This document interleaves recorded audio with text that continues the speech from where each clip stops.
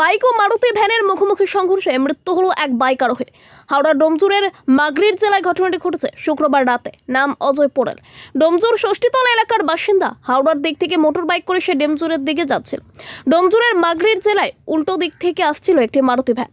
মুখোমুখি সংঘর্ষে ছিটকে পড়ে অজয়ের স্ত্রী বলেন, রাস্তার ড্রেন যারা পরিষ্কার করেন আমি ফোন করতে তারা বলেন আমার স্বামী দুর্ঘটনা ঘটেছে, অবস্থা খুব খারাপ, এক্ষুনি হাসপাতালে না নিয়ে গেলে তাকে বাঁচানো সম্ভব নয়।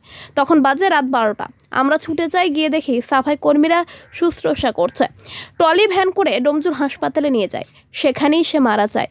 এদিকে এই ঘটনার পর সেই মারুতি ভ্যান চালক পলাতক। পুরো ঘটনাটি খতিয়ে দেখছে পুলিশ।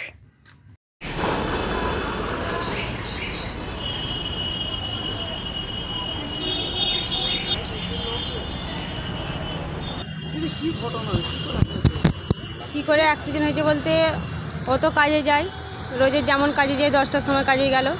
আমাকে 6টার সময় 10টার সময় ফোন করে বলল তোমরা খাওয়া দাওয়া করে শুয়ে পড়ো, আমি তারপরে আমার যেতে একটু দেরি হবে, 12টাও বাজতে পারে 1টাও বাজতে পারে বলে আমরা খাবার দাবার করে খাওয়া দাওয়া করে দুটো মেয়েকে নিয়ে খেয়ে দিয়ে শুয়ে পড়লাম।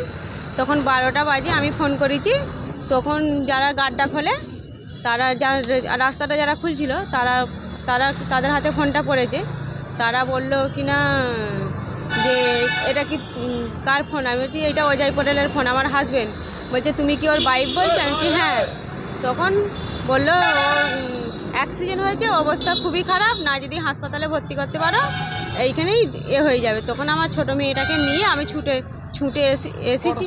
তখন 12টা বাজে আমি ছুটে এসেছি। এসে দেখছি ওরা সব গায়ে হাতে জল, মাথায় মাথায় জল দিয়েছে। দিয়ে তারপর ওদেরই একটা ভ্যান ছিল, ট্রলি ভ্যান, সেই ট্রলি ভ্যানে করে আমাকে ডোমজুর হাসপাতালে দিয়ে গেছে।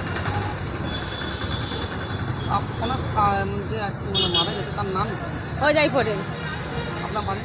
আমার বাড়ি ডোমজুর ষষ্ঠীতলা রায়গঞ্জ। আমি ওর বউ, ওয়াইফ।